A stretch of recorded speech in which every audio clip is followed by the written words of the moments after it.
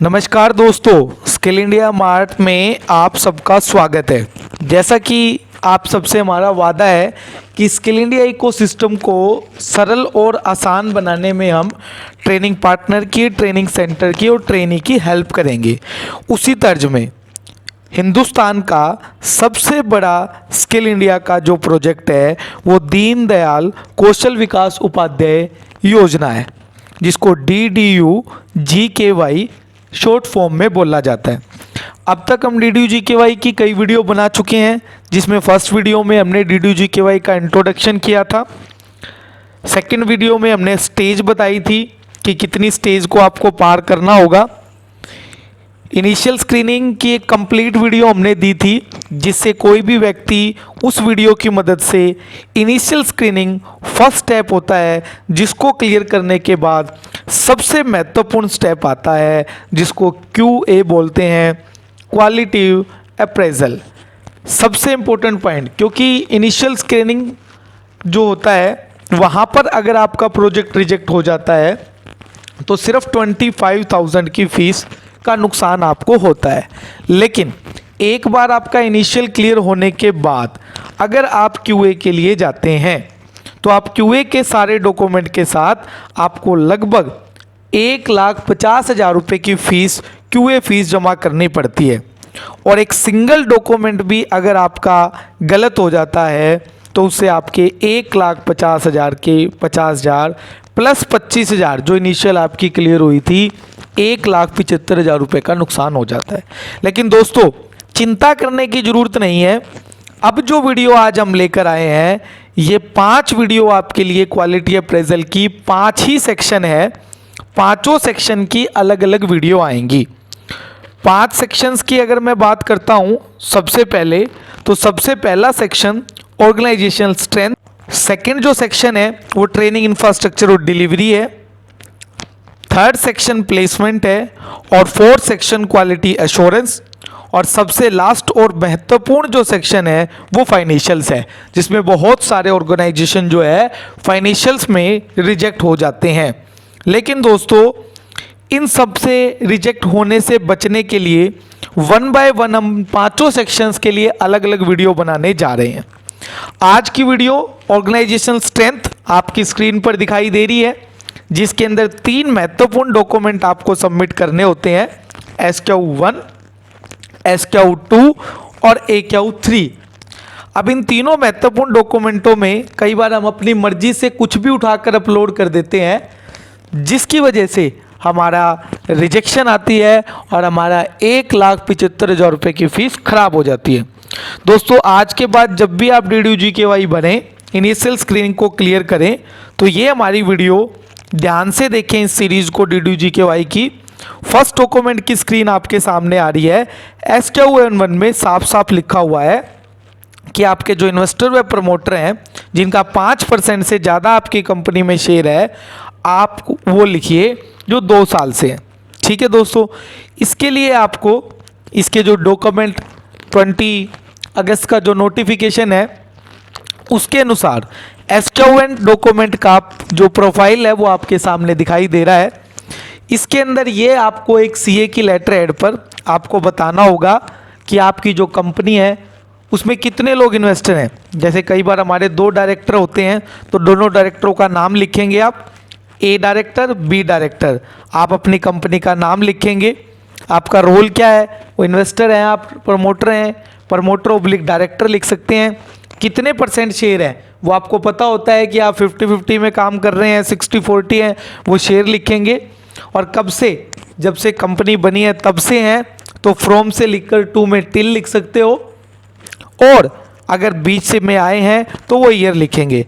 Evidence के रूप में आपको जो कंपनी होती है उस कंपनी का आप नीचे देखेंगे, ये CA की लेटर हेड पे चाहिए।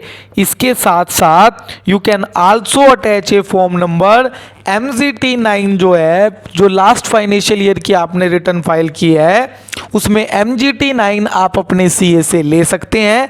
इसको आपको CA की लेटर हेड पे चाहिएगा ये परफॉर्मा, प्लस में अगर इसके साथ आप MGT MGT-9 फॉर्म अपलोड कर देते हैं तो ये बिल्कुल राइट डॉक्यूमेंट होगा और इस डॉक्यूमेंट में आप पास हो जाओगे।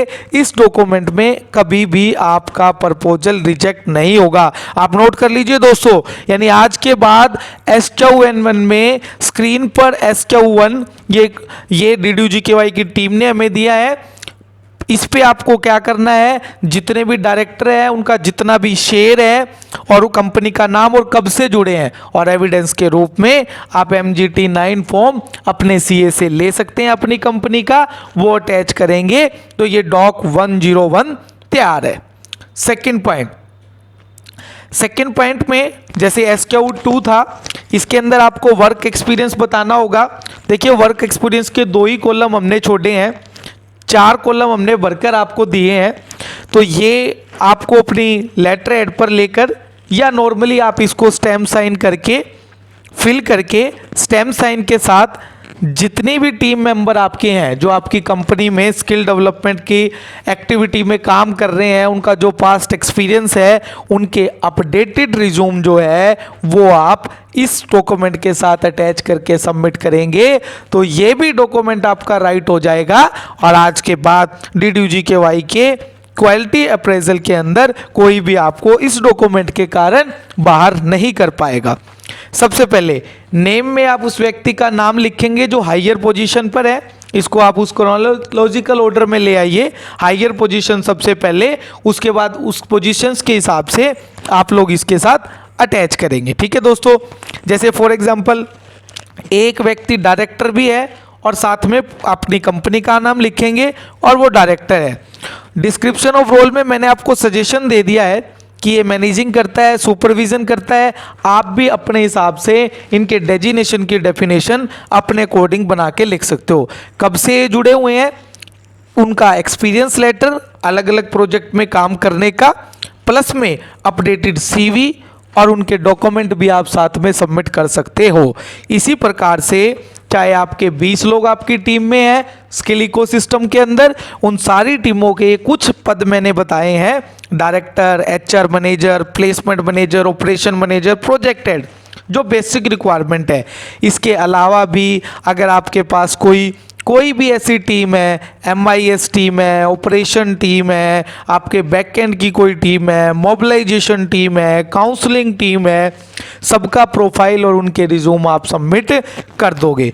पहले सबको इनके प्रोफाइल में लेकर आओगे, डॉक 102 के अंदर इंफॉर्मेशन फिल करोगे, उनकी पोजीशन बताओगे, उनका पूरा डिस्क्रिप्शन ऑफ कंपनी के अंदर क्या रहता है, कब से वो कंपनी के साथ जुड़े हुए हैं, उनका एक्सपीरियंस लेटर और अपडेटेड CV अगर आप डॉक 102 के साथ जोड़ देंगे तो कोई भी आपके ऑर्गेनाइजेशन स्ट्रेंथ के डॉक्यूमेंट 2 को रिजेक्ट नहीं कर पाएगा। इस सारे की एक PDF फाइल बनाएंगे और जो फर्स्ट स्क्रीन मैंने दिखाई थी वहां पर आप अपलोड कर देंगे। ठीक है दोस्तों, अब आ जाइए तीसरा सबसे महत्वपूर्ण डॉक्यूमेंट।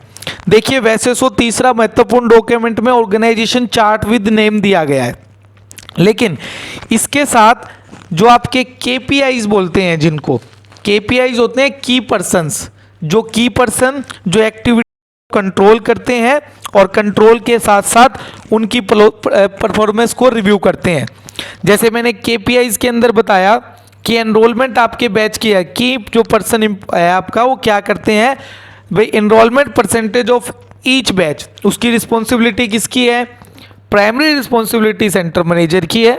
सेंटर मैनेजर कोई नेग्लिजेंसी करता है तो स्टेट हेड, और उसको रिव्यू कौन करता है, जो आपका डायरेक्टर है या प्रोजेक्ट हेड। तो इस तरह से ये कुछ 15 एक्टिविटी मैंने DDU-GKY की नॉर्मली जो एक्टिविटी इसके अंदर होती है वो सारी मेंशन की है।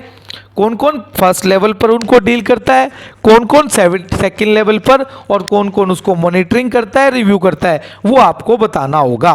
तो ये सारे पॉइंट्स आपको अपने हिसाब से मॉडिफाई करना होगा और डॉक्यूमेंट 107 के फॉर्मेट में लेकर आना होगा। प्लस में आपको यहाँ तो सिर्फ आपने ये बता दिया कि वो रिस्पॉन्सिबिलिटी सेंटर मैनेजर्स की है, सबकी रिस्पॉन्सिबिलिटी 1 2 3, लेकिन जो आपकी मेन टीम है जिसको आपने डॉक्यूमेंट 102 में दिखाया है, वहाँ पर आप उनके जो मेन क्वेरीज हैं, जैसे इंक्वायरी जनरेशन किसका काम है, मोबिलाइजर का, रजिस्ट्रेशन ऑफ कैंडिडेट कौन करेगा, काउंसलर, सेंटर मॉनिटरिंग कौन करेगा, सेंटर मॉनिटरिंग के क्या क्या पॉइंट्स होंगे, ये कंप्लीट डिटेल्स आपको बतानी होती है। प्रोजेक्ट डिलीवरी में कौन देखेगा, क्वालिटी ऑफ ट्रेनिंग को कौन हैंडल करेगा, स्टेट हेड की क्या रिस्पॉन्सिबिलिटीज़ रहेंगी, तो ये सारी टेबल्स आप अपने हिसाब से बना सकते हो। प्लेसमेंट स्ट्रेटेजीज क्या रहेंगी आपकी, उसको MIS ऑफिसर का क्या काम रहेगा, टेक्निकल हेड का क्या काम रहेगा, जो स्क्रीन आपको दिखाई दे रही है ओवरऑल प्रोजेक्ट को कौन मैनेज करेगा, ये सारे पॉइंट्स आपको बताने होंगे। प्लस में जो ये सारी रोल बताने के बाद आप इस सारे डॉक्यूमेंट को स्टैम्प साइन करेंगे। अगर मैं बात करूं लास्ट स्टेप पे, तो परफॉर्मेंस स्टैंडर्ड्स में हम लोग जैसे ABCD ग्रेड भी बता सकते हैं कि वो ABCD ग्रेड आप किस 85 परफॉर्मेंस से ज़्यादा A दे रहे हैं या 90 पे दे रहे हैं, और D आप कौन सी ग्रेड पर दे रहे हैं। और सबसे इम्पोर्टेंट लास्ट में हमने एक चार्ट का फॉर्मेट दिया है।